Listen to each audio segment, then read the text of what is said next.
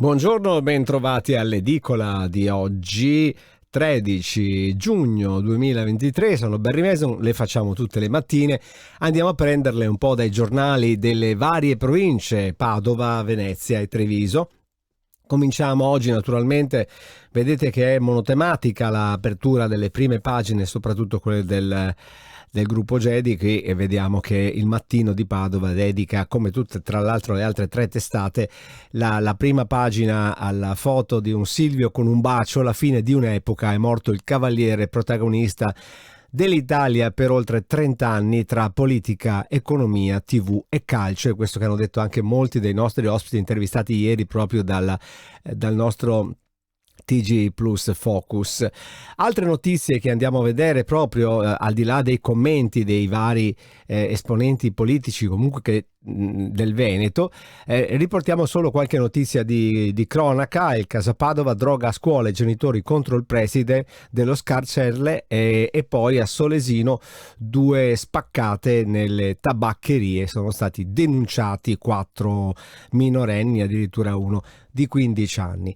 Questa diciamo che è un po' la prima pagina del Mattino di Padova, come vedete, ma andiamo subito a vedere che cosa scrive il Gazzettino. Silvio, l'Italia, fine di un'epoca. Anche qui si gioca un po' su un titolo molto simile: la morte di Berlusconi a 86 anni, la TV e il calcio, poi la discesa in campo per quel nuovo miracolo. Domani lutto nazionale, funerali di Stato nel Duomo di Milano, ci sarà anche Mattarella, ha segnato la storia, ma l'abbiamo detto un po' tutti: il passante, il Mose, la foto con Galan e quel forte legame con il nord-est. Zaia, un vero liberale, una persona generosa. Zaia l'abbiamo sentito un po' dappertutto. Queste, vedete, sono le foto che sono arrivate proprio dal Consiglio regionale del Veneto. Un uomo che ha lasciato un'orma profonda. Oggi manca a tutti qualcosa, ecco il perché. Poi andiamo sotto con le notizie di cronaca. Il giallo di Anica, indagato l'ex datore di lavoro.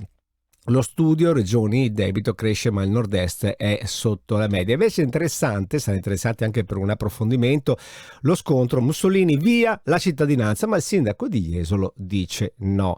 Vedremo un po' che cosa dirà il buon Christopher, andremo a cercarlo anche noi. Sul Corriere del Veneto di oggi, il passante, il Mose, l'epopea di Silvio, tra le opere e le imprese, Zaia sapeva guardare al nostro futuro. E poi tante altre foto, la vedete qui con Tosi, la vedete qui con Brunetta, nella zona proprio di Venezia.